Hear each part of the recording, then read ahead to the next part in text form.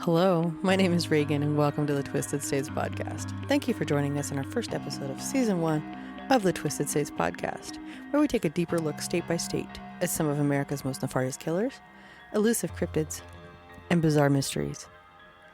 This week, we're going to dig into, no pun intended, one of the most long-running and intriguing legends in Arizona history, the Lost Dutchman Mine.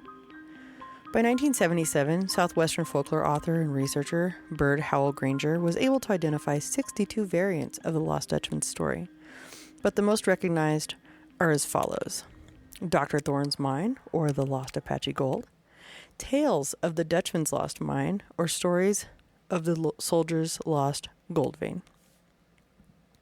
There are even variants that include all of these elements. So, get comfy, grab a snack and a beverage, kick up your feet, and let's get started. Unless you're like driving in traffic or something. Oh God, please don't kick up your feet. Anyway, okay, here we go. The Superstition Mountains have long been shrouded in mystery and considered sacred land, inhabited by various tribes over time, and eventually becoming an Apache stronghold in the 1800s. Long before the Lost Dutchman legend began, Spanish conquistadors, led by Francisco Vasquez de Coronado, attempted to search the region of the Superstition Mountains for the rumored 7 golden cities of Cibola. Learning from natives in the area that the mountains did indeed hold gold, the Spaniards were determined to explore the area, despite repeated warnings by locals. Needless to say, after many mysterious disappearances and bodies later being found mutilated, the conquistadors fled and gave up their search. A century and a half later, Jesuit priest Eusebio Francisco Kino, whose objective was to establish missions and Christianize area tribes, was lured by tales of gold and riches. In the first decade of the 1700s, he began to explore the region, finding several sources of gold. Though no one knows if he found the fabled Dutchman's mine, his forays were fruitful, adding more fuel to the legend of the gold and the superstitions and further enraging tribes in the area. During the 1840s, the Peralta family of northern Mexico was rumored to have developed rich gold mines in the superstitions. Their last expedition to carry gold back to Mexico occurred in 1848. According to legend, the large party was ambushed by Apache, and only 1 or 2 Peralta family members managed to escape into Mexico. This area is known today as the Massacre Grounds. Now, the majority of this telling of the story is going to be centered around Jacob Waltz, because there's actually a lot of records that kind of help validate a lot of the portions of the story that involve Waltz and many of the things that happened after his passing. So Jacob Waltz, according to documents, was born near, I'm going to butcher this, Oberschwandorf, Württemberg, Germany, around 1810.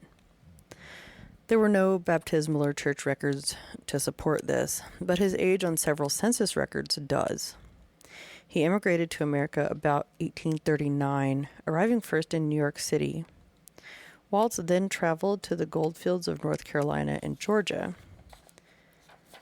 There are some discrepancies here with a possible partner named Jacob Weiser mentioned. Still, it's thought that Weiser changed his name to the more Americanized Waltz shortly after migrating to the U.S. from Germany, so they're basically one and the same. Waltz arrived in Meadow Creek, North Carolina, hoping to stake a claim and strike it rich, but the Meadow Creek area had been well established by the time he arrived. Like many foreigners, he had been misinformed about the area. He likely moved on to Doheny, Georgia, hoping to find work or a vein of gold to work. From Georgia, he traveled to Natchez, Mississippi. The goldfields of North Carolina and Georgia had taught Waltz he had to be a citizen of the United States to stake a gold mining claim. Realizing this, Waltz filed his letter of intent to become a citizen of the United States on November 12, 1848, in the Adams County Courthouse in Natchez, Mississippi. Waltz soon made plans to travel west, arriving in the goldfields of California around 1850. On July 19, 1861, in the Los Angeles County Courthouse, Jacob Waltz became a naturalized citizen of the United States of America.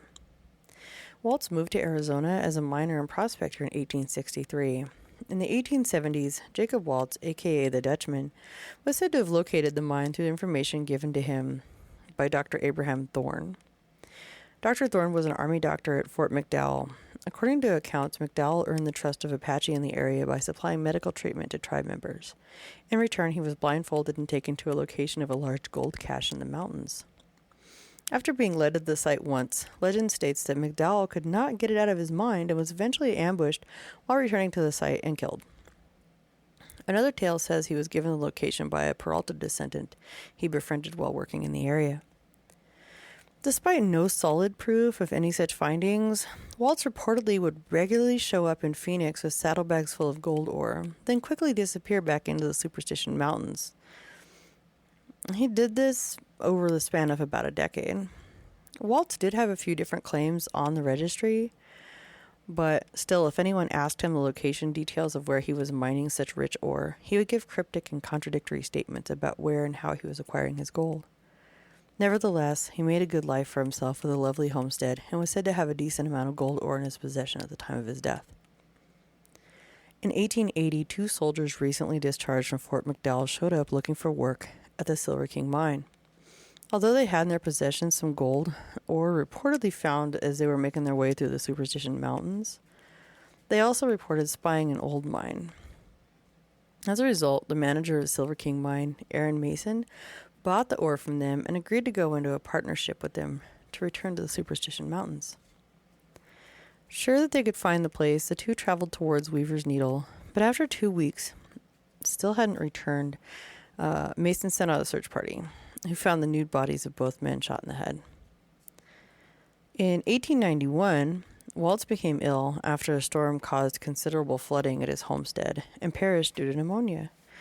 While on his deathbed, Jacob Waltz allegedly told the woman caring for him at the time, a neighbor, a woman by the name of Julia Thomas, that there was a fortune in gold in the Superstition Mountains.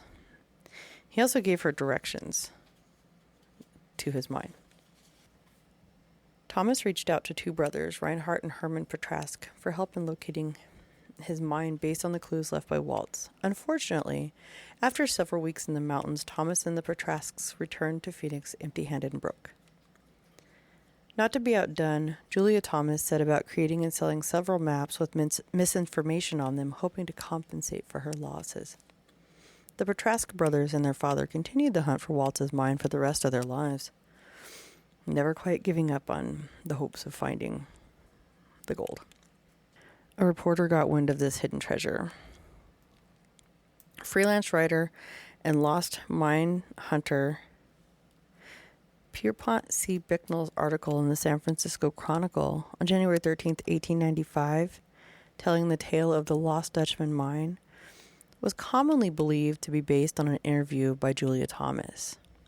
The main reason for this thought is that many of the clues to the mine's possible location paralleled the clues Julia Thomas most often alluded to. So, let's fast forward just a little bit. It's now the summer of 1931. 66-year-old Adolph Ruth heads out into the mountains to search for the mine that his son Erwin Ruth had told him about several years before. Summer. Such a bad choice of time of year. But anyway, he did it. He goes out. Sadly, he's never seen alive again. 6 months after he headed out, some hikers came across his skull with bullet holes in it. His body was nowhere in sight. And finally, in January of 1932, the rest of Adolph Ruth was discovered. Despite many people speculating Ruth had done himself in after being stranded in the harsh wilderness on his search for treasure, when his body was found, it was noted that his weapons had not been fired and the map that he had set out with was not there. News of foul play surrounding Ruth's death only helped shine a spotlight on and deepen the mystery of the Lost Dutchman mine. In 1945, a book called Thunder God's Gold, written by John Griffith Clemenson, included tales of having narrowly escaped a mysterious sniper, dubbed by Clemenson to be Mr. X. Storm further speculated that Adolph Ruth might have been a victim of the same sniper.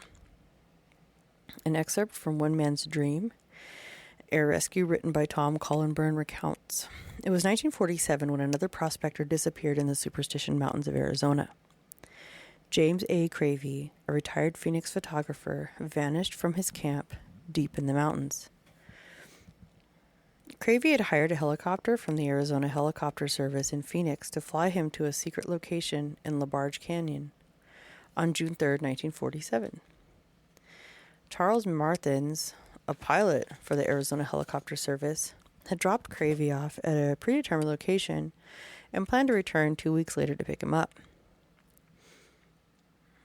He could not find Cravey when he returned, so he reported him missing to the Pinal County Sheriff's Office.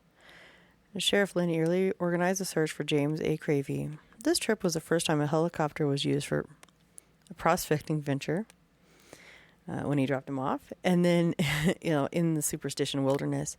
And then it was also one of the first times that a helicopter was used for a search and rescue in the area. And the same helicopter was used unsuccessfully to search for James A. Cravey. Martins used his helicopter for several hours trying to locate Cravey, but failed. The search for Cravey continued on the ground, led by Sheriff Lynn Early.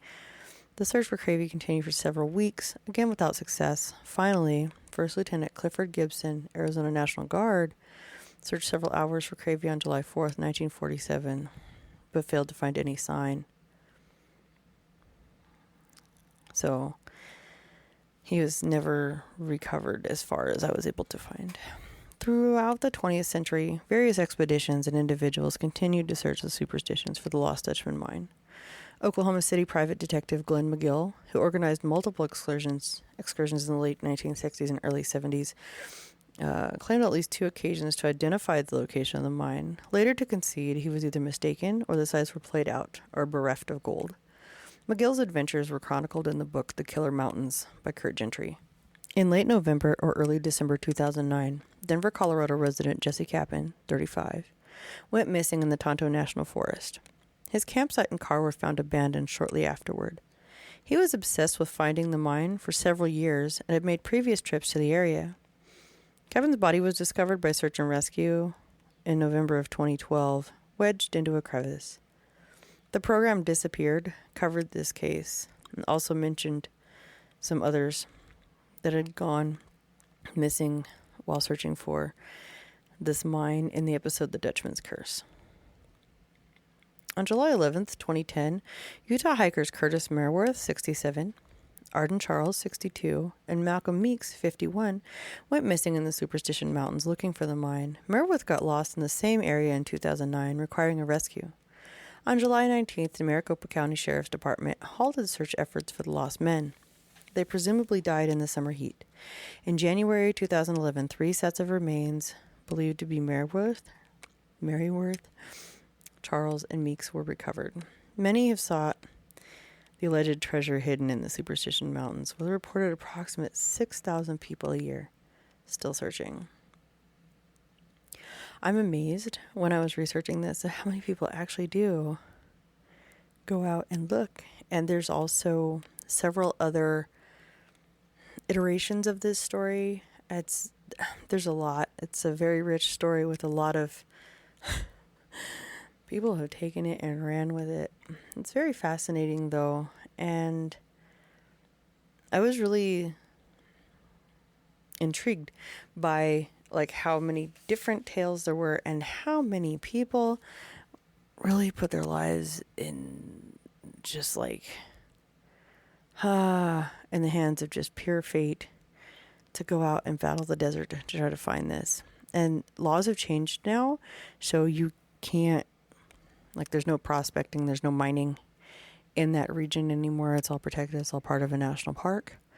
And they've changed all of the, regulations and things like that.